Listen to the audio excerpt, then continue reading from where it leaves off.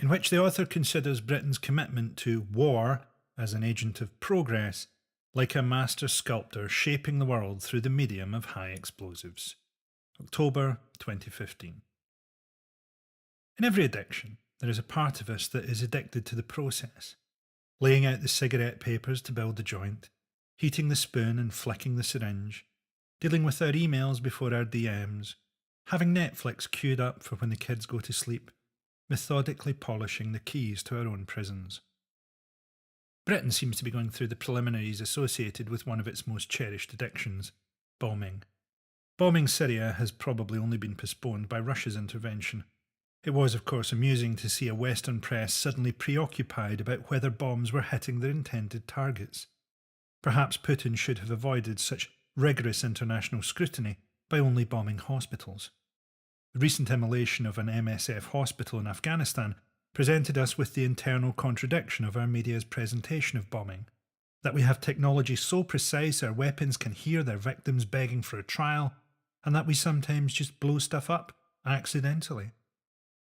It's been suggested that non-white people caught up in our foreign wars are unpersons, their deaths barely worthy of being reported. More accurately, they are treated as subpersons. A handful of Afghans dying could make the front page, but only if they were strangled one by Beyoncé as the halftime entertainment at the Super Bowl. Historically, Syria has existed as a place where outsiders come to fight, a bit like a Wetherspoons. No one likes Assad. He has the surprised appearance of a man who has just swallowed his own chin, and a bizarre, faint, fluffy moustache, like he pulled on a cashmere turtleneck just after eating a toffee apple.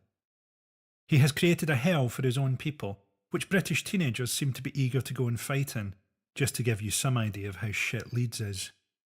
But if their desire to go there is deluded, how is our government's any less so?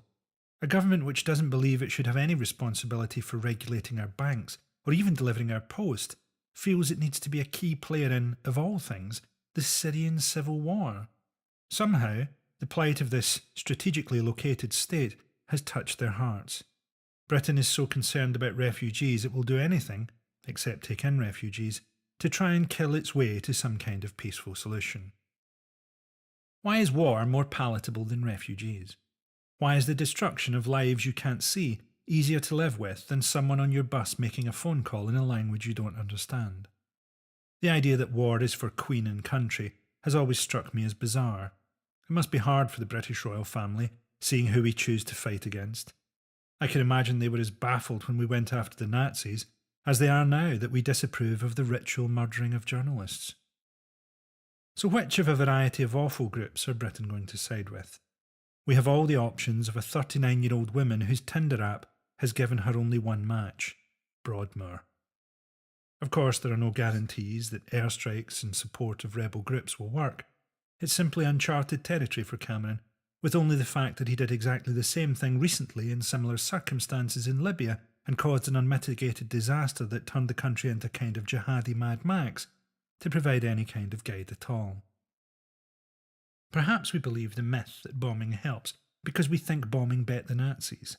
That was a win, wasn't it? I mean, it's not as if we now live in a Europe controlled by the Germans, in a country where the poor are restricted from breeding and disabled people are dying through forced labour. We cling to our addiction with the weary rationale of any addict. The addiction is simple, and giving up is complicated. It's a tricky old situation when you get down to it. Our key allies are the people funding the jihad that we are supposedly trying to stop. We want to stand against Islamic State while having a cosy relationship with other Islamic states.